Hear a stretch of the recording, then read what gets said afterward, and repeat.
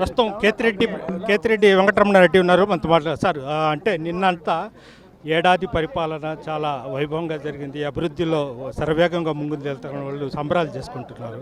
మీరు ఎలా చూస్తారు? అంటే అభివృద్ధి కొంతమందికే పరిమితమైంది, సంపద కొంతమందికే సృష్టించుకోగలిగినారు. పేదోడు పేదవానిలాగానే ఉండిపోయినాడు. ఎన్నో ఆశలు ఆలోచనల మధ్య ఈ ప్రభుత్వానికి అండగా నిలబడిన వాళ్లకు దగా మోసమే చేయబడ్డారు. సార్ ఇది రెడ్ బుక్ రాజ్యం నడుస్తుందని భావిస్తుంటారా? డెఫినెట్గా ఇప్పుడు ప్రతి ఒక్కరూ ఒక్కొక్క హామీలతో వస్తారు. చంద్రబాబు నాయుడు ఒక హామీలతో వచ్చినాడు, లోకేష్ ఒక హామీతో వచ్చినాడు, రెడ్ బుక్ రాజ్యాంగం అనే పద్ధతిలో.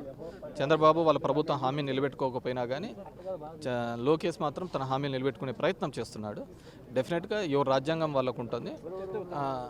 రేపొద్దున ఇంకో ప్రభుత్వం అధికారంలోకి వచ్చినప్పుడు వాళ్ళ రాజ్యాంగం ప్రకారం పోతారు. ఇక్కడ అంబేద్కర్ యొక్క రాజ్యాంగాన్ని గౌరవిస్తున్నారు, లేదంటే ఆ సిస్టంలో వేరే వాళ్ళు పనిచేస్తున్నారు అనే దానిలకు ఈరోజు సొసైటీ పనిచేయటం లేదనేది నేను అనుకుంటున్నాను. కూటమి ప్రభుత్వంలో రాష్ట్రం సుభిక్షంగా ఉంది, ఎంతో అభివృద్ధి చెందింది అంటున్నారు.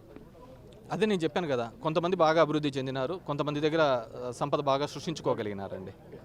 నెక్స్ట్ మీ ప్రభుత్వం వస్తే మీరు కూడా ఇదే విధంగా కక్ష సాధింపులు ఏంటంటే మాటలు చెప్పడం వల్ల దానివల్ల ఏముంటుంది, కథనాలన్నీ అప్పుడే రాసుకుందాం. Thank you. Okay, thank you sir. ఇది పరిస్థితి. రాష్ట్రంలో అభివృద్ధి ఏం లేదు, కేవలం కక్ష సాధింపు రాజకీయాలే జరుగుతున్నాయని కూడా కేతిరెడ్డి వెంకటరమణారెడ్డి చెప్తున్నారు.